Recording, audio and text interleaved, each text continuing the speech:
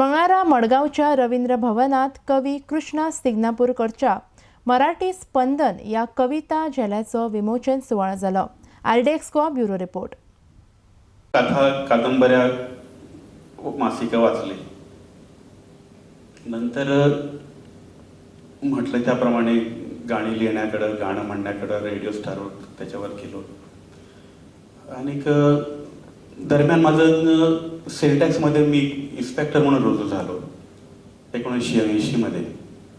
1975 मध्ये कॉलेजमधून मला डायरेक्ट आवाजावर सिलेक्ट केलं आणि ऑडिशन दिल्यानंतर मी मान्यताप्राप्त गायक झालो।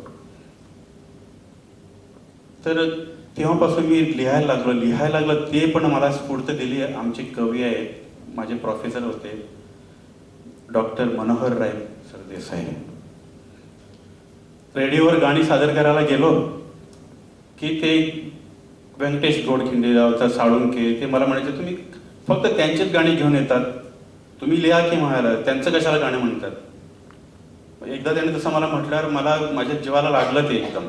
त्यांना फक्त इकडचे शब्द तिकडं असेल जरा ते माझ्यापेक्षा कथा वगैरे लिहायला एकांकिका नाटकुलं असं मी लिहायला सुरू केलं। मी जेव्हा आता ही कविता करायला लागलो तेव्हा माझ्या डोळ्यासमोर मी एक दृश्य उभं करायचो, एक फ्लॅशबॅक सीन असा, आणि त्याप्रमाणे मी गीतं रचत गेलो।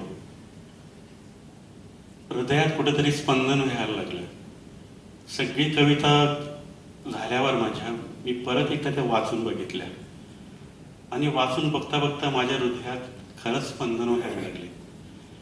म्हटलं ह्या पुस्तकाचं नाव स्पंदन का ठेवू नये।